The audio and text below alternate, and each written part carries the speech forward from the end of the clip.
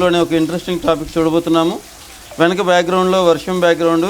ఇది చాలా అంటే వర్షం అనేది కొంతమందికి మోదం, కొంతమందికి ఖేదం. పడాల్సిన సమయంలో, పడాల్సిన సందర్భంలో, పడాల్సిన చోట పడితేనే వర్షానికి విలువ. అలాగే మన చదువుకు కూడా అలాగా విలువ అనమాట. మనం నేర్చుకున్నది కరెక్ట్గా ఉపయోగించుకోవడానికి ఎక్కడ అనేది చూసుకోవాలన్నమాట.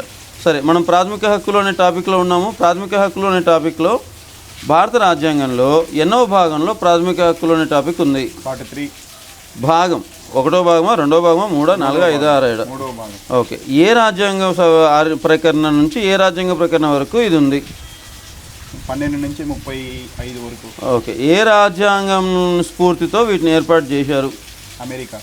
అమెరికా. ఇది మ్యాగ్నా కార్టా అని అంటారంట. మ్యాగ్నా కార్టా అనేది ఏ దేశంలో ఉన్నదానికి వచ్చిన పదం? ఇంగ్లాండు.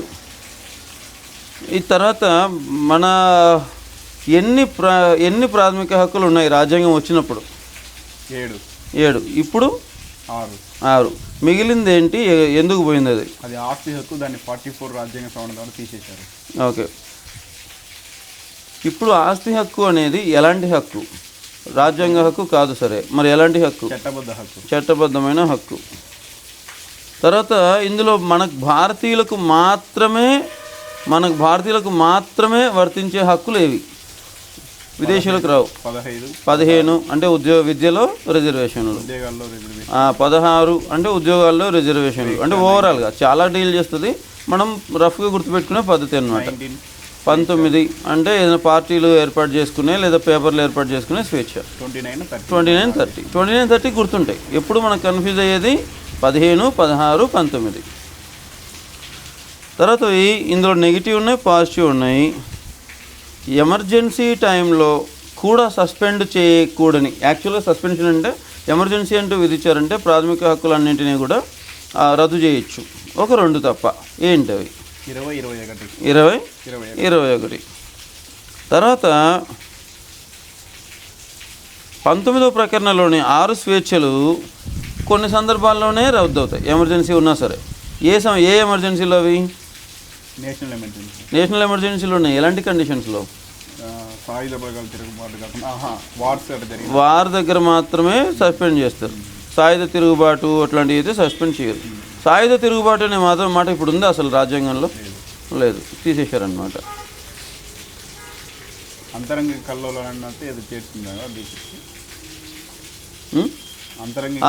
కల్లోలాలని పేరు పెట్టారనమాట. సాయుధ దళాలకు సంబంధించిన హక్కుల కోసం అని చెప్పి ప్రత్యేకమైన ప్రకరణ ఉంది. ఏంటది?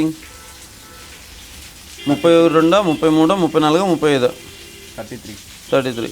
మార్షల్ లా అనే దానికి సంబంధించిన ప్రకరణ 34. సో 33, 34 సాధారణంగా అడగడు, ఎందుకంటే ప్రాథమిక హక్కులు అనే దాంట్లో చాలా ఇంపార్టెంట్ అవి ఉంటాయి. ఈ 33, 34 అడిగాడంటే వాడు అనకూడదు. ఆ క్వశ్చన్ పేపర్ని సెట్ చేసిన మహానుభావుడు ఎవరో గొప్పోడు అయి ఉంటాడు. ఓకే. తర్వాత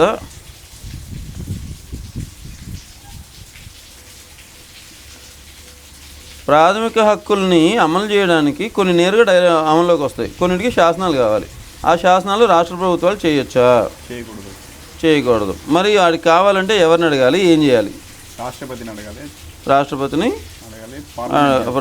అడగాలి కాదు, పార్లమెంట్ని అడగాలన్నమాట. పార్లమెంట్కి వాళ్ళు ఇది పెట్టుకోవాలి. రాజ్యము అనే దానికి సంబంధించిన నిర్వచనం ఎన్నో ఆర్టికల్లో ఉంది?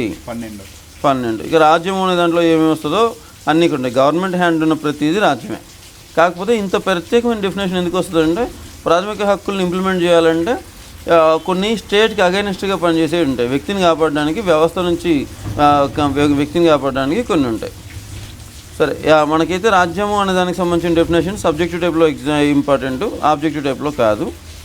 తర్వాత ప్రాథమిక హక్కులకు విరుద్ధంగా ఉన్న శాసనం ఏమవుద్ది? కొట్టేస్తాయి. ఓకే. ఈ అధికారాన్ని ఏమంటాం? న్యాయ సమీక్ష అధికారం అంటాం.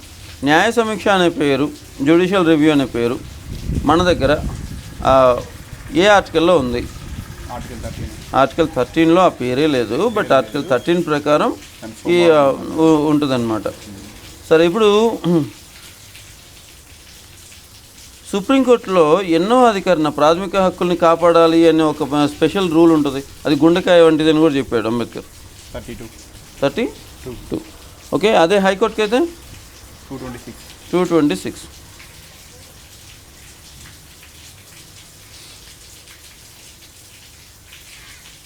తర్వాత నాకు సమానత్వ హక్కులు ఉన్నాయి కదా, అందులో అంటరానితనం గురించిన అధికరణ ఏది? మనం ఆల్రెడీ 14, 15, 16 చూసాము. వీటి గురించి డీటెయిల్గా కూడా చూస్తాము. ఇప్పుడు ప్రస్తుతానికి చూడాల్సింది అంటరానితనానికి సంబంధించిన అధికరణ ఏది? ఆర్టికల్ 17.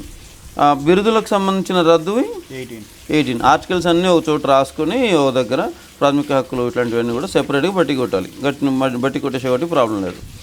తర్వాత ఈ స్వేచ్ఛలకు సంబంధించిన ఉన్నాయి 19, 20, 21, 22. అందులో దాన్ని ఏమంటాము, న్యూస్ పేపర్ను నువ్వు పెట్టుకోవచ్చా పెట్టుకోకూడదా? ఏ ఆర్టికల్ ప్రకారం? 19 సబ్ ఆర్టికల్ 1A. కానీ దాని ఎక్స్ప్లిసిట్గా మాట్లేదు. నీ భావ ప్రకటన స్వేచ్ఛ కిందకే వస్తుంది అదంతా. సో ఎక్స్ప్లిసిట్గా డైలాగే లేదనమాట. తర్వాతది వెట్టి చాకిరీ నిషేధం, ఏ ఆర్టికల్? 23. తర్వాతది చిన్నపిల్లలకు సంబంధించిన ప్రమాదకరమైన వాటిలో చిన్నపిల్లల నియామక నిషేధం, అది 24. నీ ఇష్టం వచ్చినట్టు మతాన్ని నువ్వు ఆచరించవచ్చు, 25. ఓకే. 26 వచ్చేసరికి మత వ్యవహారాలు, డీటెయిల్గా చూద్దాం. అది పన్నులు కట్టడంలో అసలు మతం కోసమని నేను కంపల్సరీ పన్నులు కట్టమని ఎవరన్నా చెప్పగలరా? చెప్పలేరు. ఓకే. అది ఏ నెంబరు? 27. తర్వాత విద్యా సంస్థలకు సంబంధించింది 28. 29 వచ్చేసరికి భాష, లిపి, సంస్కృతి రక్షణ అనే ఒక మాట ఉంది. ఇది కేవలం మైనార్టీలకైనా మెజారిటీ వాళ్ళకు కూడా వర్తిస్తుందా?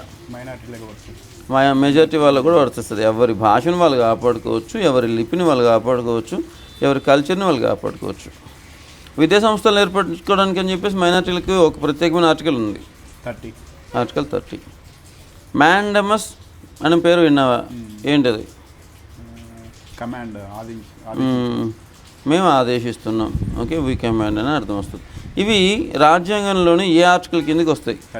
32. మ్యాండమస్తో పాటు ఇంకా నీకు ఏం తెలుసు నువ్వు ఇక్కడ? Habeas corpus, prohibition, certiorari, quo warranto. ఇందులో కోర్టులకు మాత్రమే సంబంధించినవి 2 ఉన్నాయి, ప్రొహిబిషను, సెర్ష్యూరరీ. నా బాడీ, నా శరీరాన్ని నాకు ఇవ్వండి అనేది హెబియస్ కార్పస్. ఓకే. మేము ఆజ్ఞాపిస్తున్నాం. ఏ అధికారంతో ఈ పని చేస్తున్నాం? కోవారెంట్.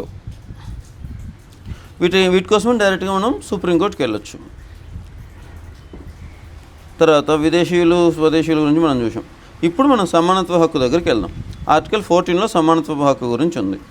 సమానత్వ హక్కు ప్రకారము అసలు ఇది బ్రిటిష్ వాళ్ళది, అమెరికా వాళ్ళది 2 రకాల సమానత్వాలు ఉన్నాయి.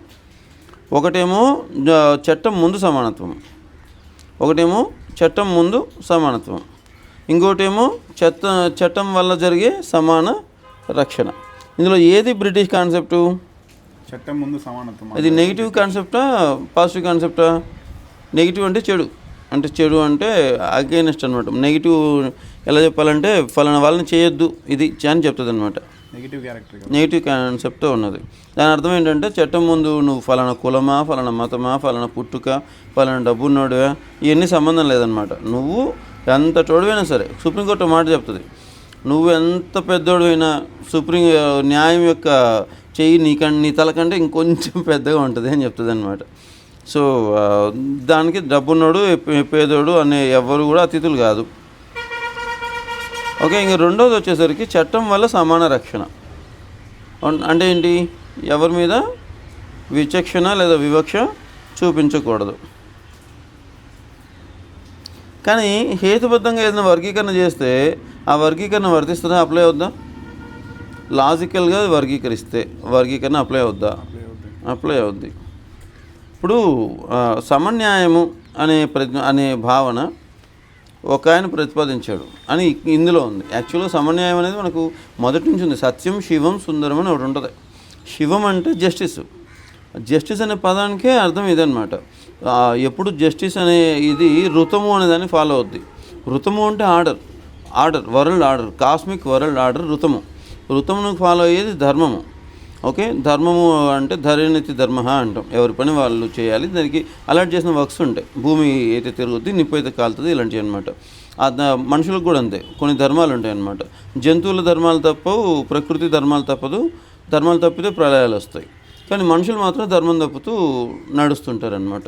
సో ఆ ధర్మం తప్పుతూ నడుస్తున్నప్పుడు ఈ ధర్మానికి సంబంధించి శిక్షించలేరు కాబట్టి శిక్షించడానికి అవసరమైనట్టుగా ఏర్పాటు చేసుకుంది న్యాయము, చట్టాన్ని ఏర్పాటు చేసుకున్నాం. ఇదిగో ఇవి మనం ఈ రూల్స్లో మనం ఉందాము అని చెప్పేసి ఏర్పాటు చేసుకునే చట్టం.